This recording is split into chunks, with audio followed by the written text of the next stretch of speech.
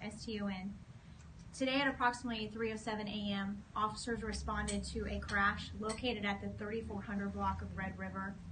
The 911 caller advised that they heard a crash outside.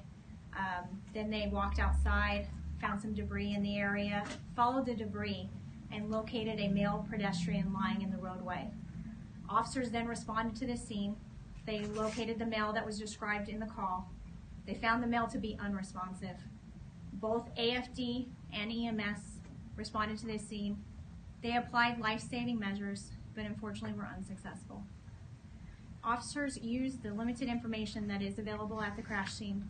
They located some evidence, used their training and experience and their observation skills, and were able to locate the suspect vehicle and make contact with the suspect in the area of East 37th Street. When the officers made contact with the suspect, they detected an odor of alcohol. Due to this, they called a DWI officer to the scene. The DWI officer investigated this portion of the incident, and they did make an arrest of a female suspect who's identified as Olivia Gruel, a white female, 22 years of age, and she was subsequently arrested for intoxication manslaughter. I want to reiterate that this was very good police work. Officers were able to quickly assess the situation, use the evidence that was there available at the initial scene, and they were able to locate a suspect and the suspect vehicle and make the arrest in this horrific incident.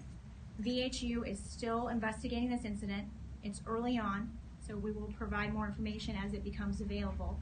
But an arrest has been made, and we will be releasing her booking photo. Do you have any questions? How do you spell Olivia's last name? It's spelled Gruwell. Did she confess? That is part of the investigation. So we can provide that at a later date, but to maintain the integrity of the case, we won't be releasing that at this time. Where was the pedestrian when they were hit? It was in the area of the 3400 block of Red River. They walked a little ways down. I can't tell you the exact location of where he was found, but it was within that area. And the 911 caller did the right thing. I mean, they heard the crash. They walked outside. They located the male, called 911, so officers were able to respond, and life-saving measures were applied. But where? Was it in the sidewalk or in the street? In the roadway is all that I have at this time. I can't say exactly where within the roadway they were located. Was it in a crosswalk? I don't have that information, where exactly he was located. Was the 911 caller a neighbor or?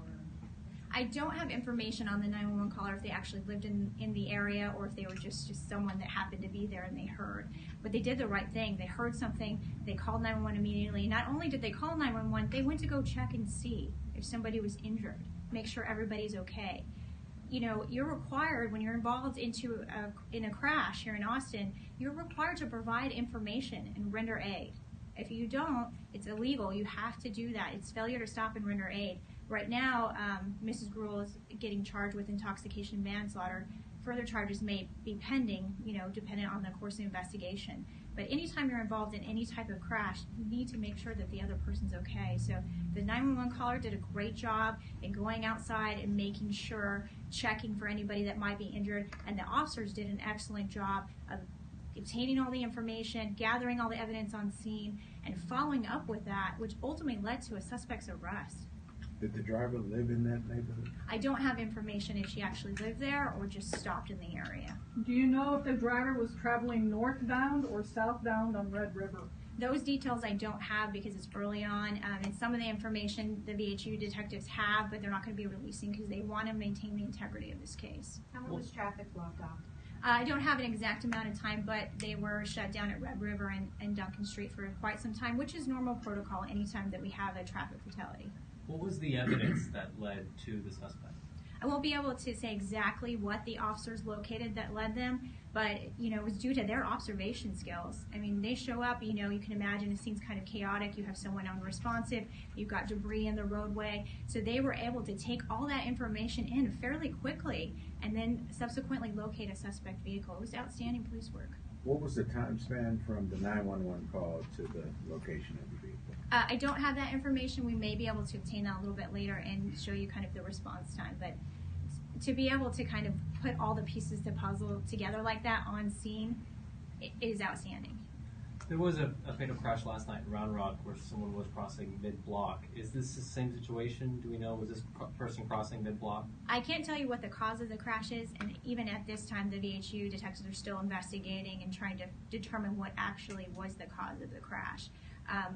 But unfortunately, incidents like you mentioned do happen. They do cause crashes, but there's several factors that contribute to a crash. Last question.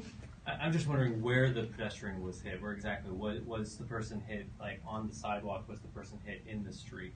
We don't have that information. We don't have those details. We just found the male that was lying unresponsive. Are you releasing any information on the pedestrian?